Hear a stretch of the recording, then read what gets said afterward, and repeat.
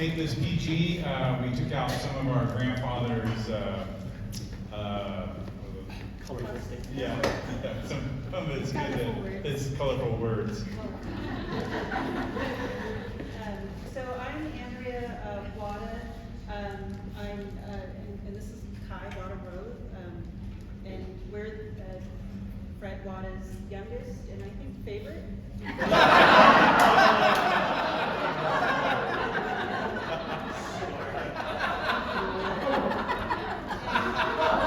I didn't say that.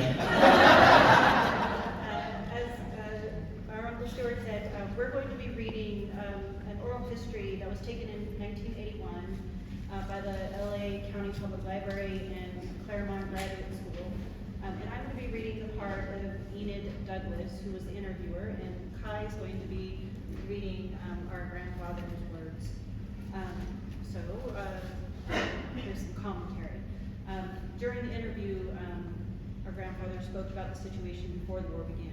Okay, so every time I talk, I will be my grandfather, Fred Wada. Well, when I was in Oakland before the war, I was doing community work, raising money for the community chest and the American Red Cross.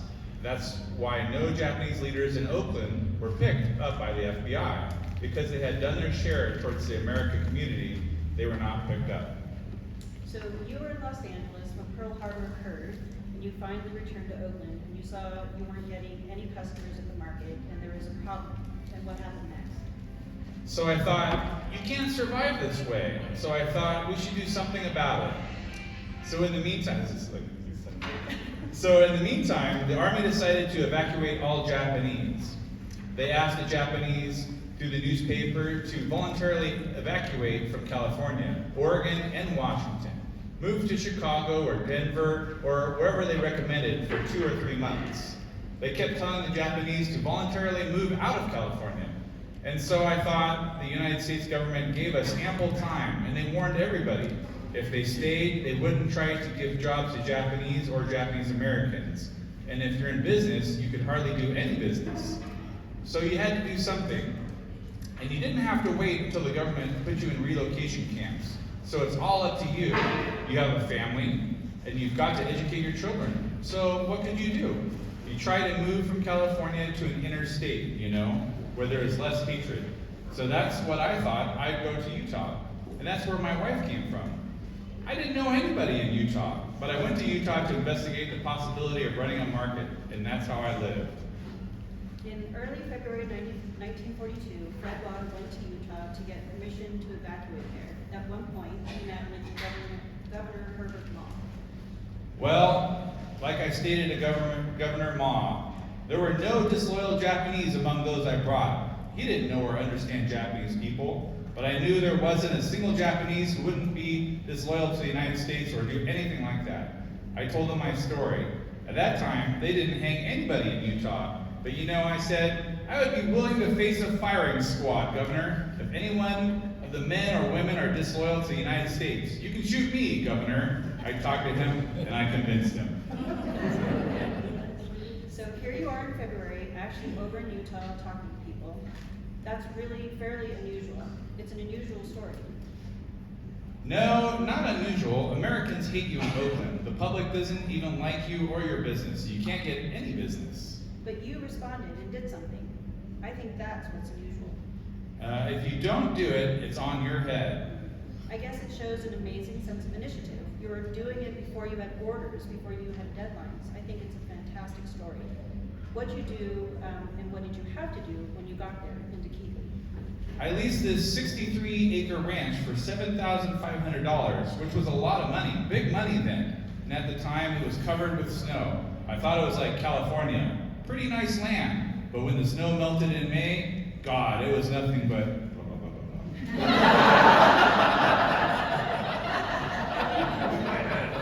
think what you mean, it was marginal land, probably, right? sagebrush, the rocks and holes, everything was like that. It was grazing land. That's why it wasn't being farmed before. But I fell in love with this place. It was the houses, a ghost town. Ghost town with apartments, and all these houses were interesting. I was curious about these buildings you went into. They sound like they weren't in very good shape. No, it's a ghost town. So they weren't decent houses, so we fixed them all up. We had the head carpenter, Masuda Yamamoto, who built our bathhouse. He was the head of that. We did nothing during March. April was planting time. And for a month and a half, we did nothing but fix up the old pipes, buy stoves, and fix up the houses because nobody lived there for a long time. So we had to fix all the houses. Well, you worried about being cold, didn't you, I would expect? Did you try to weatherize them? Yes, we weatherized and bought a stove. There was not a stove.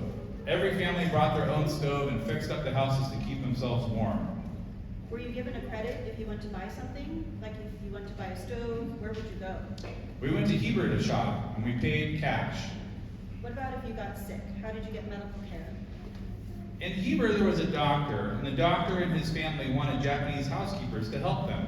So we sent some workers there. They became very friendly, and the doctor's name was Dr. Werrett. His son was a doctor too, and the father and son, whenever we had a sick person, we called him, and he came right away to help us.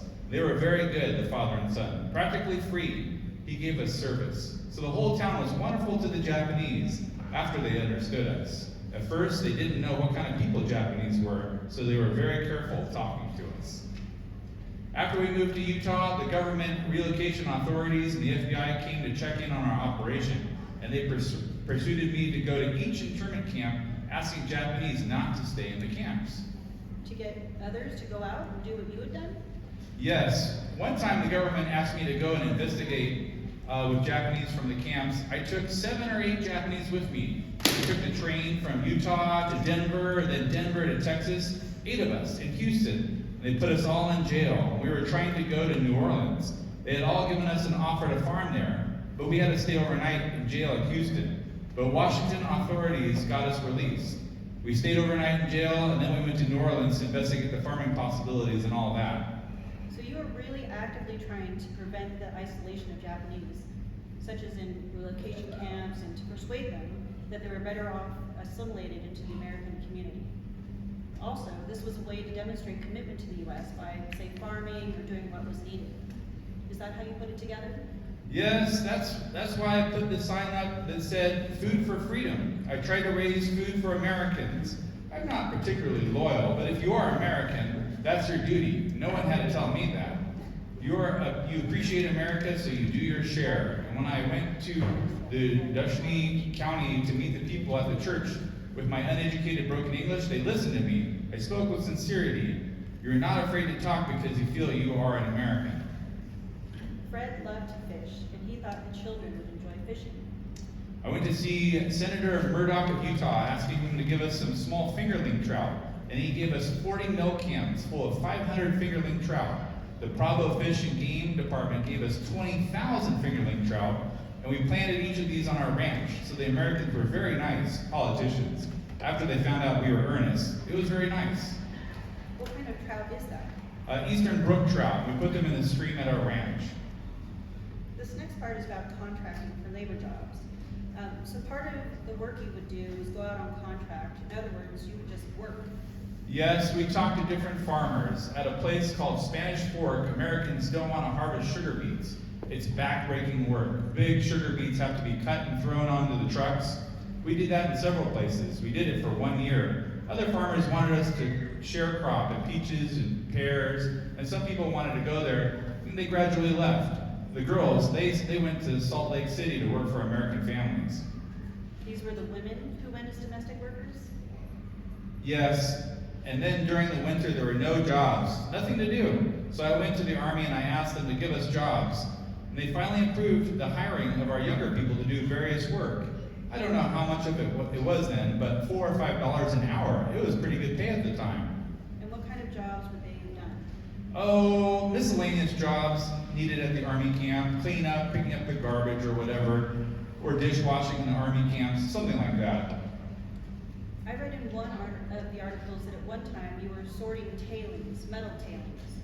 Yes, that's near Park City. They had a metal planting plant, and I contracted that. The Army wanted to help, and all the young men worked 1 season for them. Did some of the families leave Keetley? Oh yes, gradually we moved out. There was the main purpose. That was the main purpose. We didn't stay in Keetley to make farming a permanent project. The main purpose for Keetley was just a camp. From there, any chance they had to go and find a safe place to live and work, they would get out and go. I didn't read this last part. Okay. You want to go for it? One statement that my grandfather said to Mrs. Douglas was, "Geez, Mrs. Douglas, I really never thought of thinking of these things in the past. I'm looking to the future." So that was our grandfather, Fred Wada.